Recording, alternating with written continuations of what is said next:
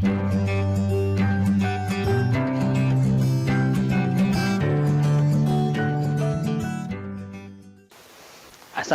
warahmatullahi wabarakatuh. Kembali lagi bersama saya Desarif Hidayatullah. Kali ini kita masih membahas tentang manajemen operasional. Kita akan membahas pokok pembahasan yang ketiga, yakni tentang peramalan atau forecasting. Peramalan adalah perhitungan yang objektif dengan menggunakan data-data masa lalu untuk menentukan kondisi di masa yang akan datang. Jadi peramalan di sini bukan meramal secara zodiak ataupun feng shui ya. Kita meramal dengan menggunakan data yang objektif. Nah, di sini ada beberapa pengertian tentang peramalan. Yang pertama, peramalan adalah seni dari ilmu untuk memprediksi masa depan. Yang kedua, peramalan adalah perhitungan yang objektif dengan menggunakan data-data masa lalu untuk menentukan kondisi di masa yang akan datang. Yang ketiga, peramalan merupakan alat bantu dalam membuat perencanaan yang efektif dan efisien. Yang keempat, peramalan dapat dilakukan dengan melibatkan pengambilan data historis dan memproyeksikannya ke masa yang akan datang dengan suatu model matematis. Nah, di sini ada 3 jenis peramalan. Yang pertama tentang peramalan ekonomi, yang kedua adalah peramalan teknologi, yang ketiga adalah peramalan permintaan. Kita akan membahas tentang peramalan ekonomi. Peramalan ekonomi menjelaskan siklus bisnis dengan Peramalan ekonomi menjelaskan siklus bisnis dengan memprediksi yang pertama tingkat inflasi, kedua ketersediaan jumlah uang, yang ketiga dana yang diperlukan, dan selanjutnya indikator perencanaan lainnya. Jadi peramalan di sini akan memprediksi apa saja tingkat inflasi, misalnya 1 tahun atau 5 tahun yang akan datang kira-kira Indonesia akan mengalami inflasi seberapa besar. Kemudian ketersediaan jumlah uang, kira-kira jumlah uang di rakyat kita ataupun di masyarakat apakah akan tetap atau bertambah atau berkurang, itu pun diprediksi dengan peramalan atau forecasting. Kemudian dana yang diperlukan, misal untuk tahun ini dana yang diperlukan hanya 1 miliar, kira-kira 5 tahun yang akan datang apakah masih tetap 1 miliar atau bertambah, itu juga akan diramalkan di peramalan atau forecasting. Kemudian ada yang namanya peramalan teknologi, memperhatikan tingkat kemajuan teknologi yang dapat meluncurkan produk baru yang menarik, yang membutuhkan pabrik dan peralatan baru. Tentu saja seperti pembahasan sebelumnya, bahwasanya zaman terus berkembang, sehingga produsen atau perusahaan harus tetap beradaptasi bagaimana cara menimbulkan inovasi-inovasi pada produknya, sehingga produsen-produsen atau perusahaan-perusahaan tersebut tidak ditinggalkan oleh konsumen karena ketinggalan zaman. Kemudian ada yang namanya peramalan permintaan, yakni proyeksi permintaan untuk produk atau layanan suatu perusahaan atau biasa disebut juga peramalan penjualan. Yang dalam hal ini yakni pengendalian, produksi, kapasitas, sistem penjadwalan, dari input bagi rencana keuangan, pemasaran, dan sumber daya manusia. Nah, peramalan permintaan ini seperti kita tahu, di perusahaan akan ada yang namanya prediksi, kira-kira 5 tahun yang akan datang konsumen akan meminta apa nih. Jadi perusahaan sudah mempersiapkan, saya akan melakukan inovasi A, B, C, D, E untuk 5 tahun yang akan datang, sehingga perusahaan tersebut tidak akan ketinggalan zaman dan ditinggalkan oleh konsumennya. Selanjutnya ada 7 langkah dalam melakukan peramalan. Yang pertama adalah menetapkan tujuan peramalan. Kita mau meramal apa? Tentukan dulu tujuannya. Kemudian yang kedua, memilih unsur yang akan diramalkan. Nah, kita sudah tahu mau meramal apa. Nah, di dalam ramalan itu kita akan meramalkan apa saja, apakah biayanya ataupun permintaannya dan sebagainya. Kemudian yang ketiga, menentukan horizon waktu peramalan. Kita mau meramal berapa tahun yang akan datang, misalnya 5 tahun yang akan datang atau 10 tahun yang akan datang, kita tentukan. Karena 5 tahun yang akan datang dengan 10 tahun yang akan datang pasti akan berbeda. Yang berikutnya, yang keempat adalah memilih jenis metode peramalan. Nah, nanti akan dijelaskan tentang metode-metode peramalan. Jadi perusahaan harus memilih salah satu dari metode-metode tersebut. Yang kelima, mengumpulkan data yang diperlukan untuk melakukan peramalan. Tentu saja karena peramalan di sini bukan peramalan yang istilahnya goib ya, bukan meramal dengan menggunakan makhluk gaib ataupun kita pergi ke dukun dan sebagainya. Ini adalah peramalan yang menggunakan data-data objektif sehingga kita perlu mengumpulkan informasi-informasi yang diperlukan untuk melakukan peramalan tersebut. Kemudian yang keenam adalah membuat peramalan. Setelah kita menyusun apa tujuan peramalannya, unsur-unsur yang akan diramal, kemudian kita juga sudah memilih metode dan mengumpulkan informasi-informasi yang dibutuhkan atau data-data yang dibutuhkan, baru kita membuat peramalannya. Kira-kira hasilnya seperti apa tergantung dengan data yang sudah dikumpulkan tadi. Kemudian yang ketujuh adalah memvalidasi dan menerapkan peramalan tersebut. Setelah kita melakukan peramalan, tentu saja akan ada hasilnya. Kira-kira 5 tahun yang akan datang, masyarakat Indonesia akan meminta produk seperti A atau seperti B. Nah, dari ramalan tersebut, coba kita implementasikan atau kita terapkan dalam kegiatan perusahaan kita. Kira-kira apakah sudah tepat atau tidak? Itulah fungsi dari validasi tersebut. Validasi adalah meyakinkan kita bahwasanya ramalan kita itu tepat atau tidak.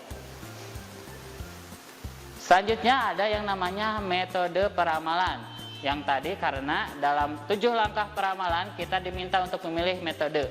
Di sini ada 3 macam metode peramalan. Yang pertama kualitatif, yang kedua kuantitatif, yang ketiga adalah kausal. Kualitatif adalah peramalan yang menggabungkan faktor seperti intuisi, emosi, pengalaman pribadi, dan menganalisa kondisi objektif dengan apa adanya. Jadi lebih kepada perasaan. Keadaan pasar itu kira-kira seperti apa sekarang menurut pengalaman pribadi konsumennya, ataupun kondisi objektif di pasaran itu seperti apa. Itulah peramalan kualitatif. Kemudian ada yang namanya kuantitatif, peramalan yang menggunakan model matematis yang beragam dengan data masa lalu. Metode ini dapat digunakan apabila 1. Tersedia data dan informasi masa lalu. 2. Data dan informasi tersebut dapat dikuantitatifkan dalam bentuk numerik. Yang ketiga, diasumsikan beberapa aspek masa lalu akan berlanjut di masa yang akan datang. Tidak seperti kualitatif tadi yang mengandalkan perasaan atau emosi, kuantitatif lebih kepada data-data yang nyata. Seperti tadi, kuantitatif dapat dilakukan, peramalan kuantitatif dapat dilakukan jika misalnya tersedia data dan informasi di masa yang lalu. Bagaimana kalau tidak ada? Nah, itu baru menggunakan metode peramalan kualitatif. Kita melihat objek yang ada di sekitar kita. Selanjutnya ada yang namanya metode peramalan kausal. Nah, di sini digunakan untuk membuktikan hubungan antara sebab dan akibat dari beberapa variabel. Penelitian kausal biasanya menggunakan metode eksperimen, yaitu dengan mengendalikan independen variabel yang akan mempengaruhi dependen variabel pada situasi yang telah direncanakan. Jadi intinya, metode peramalan kausal lebih mengedepankan pada hukum sebab akibat. Misal, karena permintaan motor lebih banyak sekarang sehingga kita harus memproduksi motor lebih banyak. Ataupun misal tahun depan smartphone yang akan diminta adalah jaringan yang 5G, sehingga kita harus segera menginovasi produk kepada smartphone yang berjaringan 5G. Seperti itu. Selanjutnya, nah, dalam metode kualitatif terbagi lagi menjadi 4. Yang pertama ada metode Delphi, yang kedua juri dari opini eksekutif atau jury of executive opinion, yang ketiga komposit tenaga penjualan atau sales force composite, yang keempat adalah survei pasar konsumen atau consumer market survey. Berikutnya, metode kuantitatif ada 7 macam. Yang pertama ada simple average, yang kedua ada moving average, yang ketiga ada weighted moving average, yang keempat ada exponential smoothing, yang kelima ada regresi linear, yang keenam ada regresi non-linear, dan yang ketujuh ada yang namanya Box-Jenkins. Nah, untuk metode kausal ada 2 macam, yakni 1 korelasi regresi, yang kedua adalah econometry model. Nah, sekarang kita akan membahas tentang metode peramalan kualitatif. Metode Delphi yang pertama adalah menggunakan suatu proses kelompok. Ada 3 jenis partisipan, pengambil keputusan, staf, dan juga responden. Kemudian, kelompok responden yang memberikan input pada pengambil keputusan. Kita lihat di diagram berikut, ada yang namanya decision maker, ada yang namanya staff, ada yang namanya respondents. Kita lihat decision maker, sales. Kira-kira jualannya seperti apa atau jualan apa? Sales will be 50. Penjualan akan mencapai 50. Kemudian staff, what will sell be? Kita harus melakukan apa? Survei. Kemudian ada responden, Sales will be 45, 50, 55. Penjualan akan mencapai 45, 50, 55. Oleh karena itu, decision maker akan mengambil keputusan sales will be 50 atau penjualan akan menjadi 50 tergantung pada jawaban responden. Kemudian ada yang namanya jury of executive opinion. Terdiri dari sekumpulan kecil para pakar tingkat tinggi atau manajer. Kemudian pendapat dari para manajer digabungkan dalam bentuk statistik untuk mendapatkan prediksi permintaan. Jadi, dengan metode jury of executive opinion, ini hanya para manajer saja yang diundang untuk melakukan rapat. Kira-kira permintaan pasar akan seperti apa ke depannya. Nah, dari pendapat-pendapat tersebut akan dijadikan suatu data laporan yang dimana laporan tersebut akan digunakan untuk mengambil keputusan berikutnya. Kemudian ada yang namanya sales force composite. Setiap penjual memperkirakan berapa penjualan yang dapat dicapai dalam wilayahnya. Yang kedua, digabungkan pada tingkat wilayah dan nasional untuk mendapatkan peramalan secara keseluruhan. Kemudian, sales harus mengetahui apa yang diinginkan konsumen. Jadi, dari metode ini, setiap penjual atau sales yang biasa kita kenal memperkirakan kira-kira penjualan di wilayah A ini bisa berapa banyak nih gitu. Misalnya wilayah A ini bisa mencapai 50 penjualan, wilayah B 100. Itu tergantung pada wilayah dan perkiraan si sales itu. Kemudian digabungkan pada tingkat wilayah dan nasional. Misalnya perusahaannya ini perusahaan nasional, sudah mencapai dari Sabang sampai Merauke. Mereka akan melakukan analisa dari penjualan-penjualan dari berbagai wilayah, sehingga nanti bisa disimpulkan bahwa misal negara Indonesia itu permintaannya seperti apa, seperti A, seperti B, dan sebagainya. Kemudian, sales harus mengetahui apa yang diinginkan konsumen. Tentu saja sebagai penjual kita harus tahu konsumen itu maunya apa. Kita harus mengikuti keinginan konsumen sehingga kita tidak ditinggalkan oleh konsumen. Kemudian ada yang namanya consumer market survey. Nah, di sini tanyakan pada konsumen mengenai rencana pembelian di masa depan. Namun, dalam metode ini terkadang sulit dalam menjawab pertanyaan. Kenapa? Karena terkadang konsumen pun tidak tahu kira-kira kedepannya dia pengen apa gitu. Tapi metode ini masih bisa dilakukan karena masih bisa menghasilkan suatu informasi atau data walaupun sedikit dan tidak dijamin keakuratannya karena konsumen kadang berubah-ubah keinginannya di masa yang akan datang. Selanjutnya kita akan membahas tentang metode kuantitatif. Nah, metode kuantitatif di sini ada naive approach, moving average, dan exponential smoothing, yang dimana ketiga tersebut termasuk dalam time series model atau peramalan yang didasarkan pada waktu. Kemudian ada trend projection dan linear regression. Di sini associative model ini kepada keadaan sosial masyarakat. Selanjutnya, model deret waktu atau time series adalah teknik peramalan yang menggunakan sejumlah data masa lalu untuk membuat peramalan. Di sini kita akan membahas yang pertama adalah simple average atau pendekatan naif. Teknik peramalan yang mengasumsikan permintaan periode berikutnya sama dengan permintaan pada periode terakhir. Keuntungannya cost efektif dan efisien. Kenapa? Karena ini adalah dari namanya saja sudah simple average atau simple, mudah saja.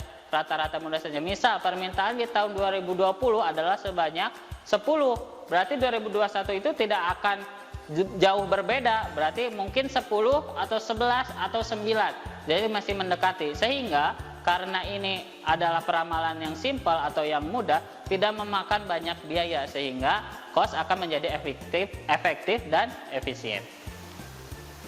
Kemudian ada yang namanya moving average. Adalah suatu metode peramalan yang menggunakan N rata-rata periode terakhir data untuk meramalkan periode berikutnya.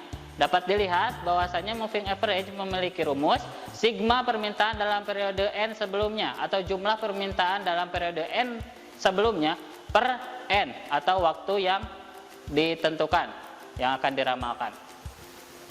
Contoh soal moving average, kita lihat. You're manager of a museum store that sells historical replica. You want to forecast sales for 2003 using a 3-period moving average. Manajer museum kamu ingin menjual replika histori atau kita bisa contohkan seperti patung ataupun benda-benda bersejarah, replikanya.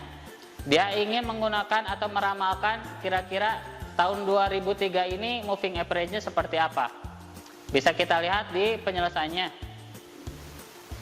Nah, untuk penyelesaian dari kasus yang tadi, kita lihat ada yang namanya time, respon, moving total, dan ada moving average. Dari tahun 98 sampai tahun 2000, kita anggap saja datanya kita tidak hitung. Karena tadi dimintanya adalah 3 tahun berikutnya atau N sama dengan 3. Nah, kita hitung mulai dari tahun 2001. 4, 6, 5. 4 tambah 6 tambah 5 sama dengan 15. Itu adalah N sama dengan 3-nya, 15. Berarti moving average-nya adalah 15 dibagi 3. 3 itu dari mana? Dari angka 2001 itu. Responnya adalah 3. Jadi 15 bagi 3 sama dengan 5. Sehingga moving average-nya sama dengan 5. Kemudian berikutnya sama 2002. Dihitung 3 tahun sebelumnya, yakni 6, 5, 3, 99. 2000, 2001 jumlahnya berapa? 14 dibagi 3 tahun itu adalah 3 tahun ke belakangnya 4,7 dan begitu pun berikutnya. Kemudian ada yang namanya exponential smoothing. Teknik ini rata-rata bergerak dengan pembobotan di mana titik data dibobotkan oleh fungsi eksponensial. Kemudian ada yang namanya regresi linier yang merupakan analisis statistika yang memodelkan hubungan beberapa variabel menurut bentuk hubungan persamaan linier eksplisit. Persamaan linier berbentuk eksplisit adalah persamaan linier yang menempatkan suatu perubahan secara tunggal pada salah satu persamaan. Kemudian ada yang namanya regresi nonlinier, ukuran kecenderungan yang mempunyai model dengan persamaan pangkat 2, pangkat 3, dan seterusnya. Kelebihan dari metode ini adalah sangat baik untuk data jangka panjang dan hasil ramalan mendekati nilai aktual. Sedangkan kelemahan dari metode ini adalah tidak sesuai digunakan untuk data jangka pendek atau kurang dari 10 periode. Kemudian ada yang namanya Box-Jenkins atau ARIMA, Auto Regressive Integrated Moving Average. Nah, model ARIMA adalah model yang secara penuh mengabaikan independen variabel dalam pembuatan peramalan. ARIMA menggunakan nilai masa lalu dan sekarang dari variabel dependen untuk menghasilkan peramalan jangka pendek yang akurat. Namun untuk peramalan jangka panjang, ketepatan peramalannya kurang baik. Tujuan ARIMA adalah untuk menentukan hubungan statistik yang baik antar variabel yang diramal dengan nilai historis variabel tersebut, sehingga peramalan dapat dilakukan dengan model tersebut. Selanjutnya kita akan membahas tentang metode kausal. Metode kausal adalah metode peramalan yang mengembangkan suatu model sebab akibat antara permintaan yang diramalkan dengan variabel-variabel lain yang dianggap berpengaruh. Sebagai contoh, permintaan akan baju baru mungkin berhubungan dengan banyaknya populasi, pendapatan masyarakat, jenis kelamin, budaya daerah, dan bulan-bulan khusus seperti hari raya, Natal, ataupun tahun baru. Data dari variabel-variabel tersebut dikumpulkan dan dianalisa untuk menentukan kevaliditasan dari model peramalan yang diusulkan. Jadi misalnya ini mendekati lebaran, kira-kira produksi baju akan naik atau tidak? Tentu saja naik karena permintaan pun naik. Itulah. Jadi sebab karena permintaan naik atau karena hari raya sudah dekat, permintaan baju akan meningkat, maka produksi akan ditingkatkan juga. Itulah sebab akibat. Kemudian metode ini dipakai untuk kondisi di mana variabel penyebab terjadinya item yang akan diramalkan sudah diketahui. Dengan adanya hubungan tersebut, output dapat diketahui jika input diketahui. Metode regresi dan korelasi. Nah, untuk metode regresi dan korelasi pada penetapan suatu persamaan estimasi menggunakan teknik least squares. Hubungan yang ada pertama-tama dianalisis secara statistik. Ketepatan peramalan dengan menggunakan metode ini sangat baik untuk peramalan jangka pendek. Sedangkan untuk peramalan jangka panjang ternyata kecepatannya kurang begitu baik. Jadi untuk kausal ini, untuk metode regresi dan korelasi sangat baik untuk prediksi jangka pendek saja. Untuk jangka panjang mungkin bisa menggunakan metode regresi non-linear. Kemudian metode ini banyak digunakan untuk peramalan penjualan, perencanaan keuntungan, peramalan permintaan, dan peramalan keadaan ekonomi. Data yang dibutuhkan untuk penggunaan metode ini adalah data kuartalan dari beberapa tahun yang lalu. Sekian untuk penjelasan tentang peramalan atau forecasting. Mohon maaf apabila banyak kesalahan, dan apabila kalian masih belum mengerti, cari dulu di internet, dan kalau misalnya masih belum mengerti juga tinggalkan saja di komen. Terima kasih telah menonton video ini. Sampai jumpa di video berikutnya. Kunjungi sosial media lainnya seperti website kami di pkbmalfata.com, Facebook PKB Malfata Mananjaya, Instagram PKB Malfata Official. Dan terima kasih telah klik video ini. Jangan lupa like, comment, share, dan subscribe untuk menunjukkan dukungan kamu terhadap channel ini. Enjoy the video PKB Malfata.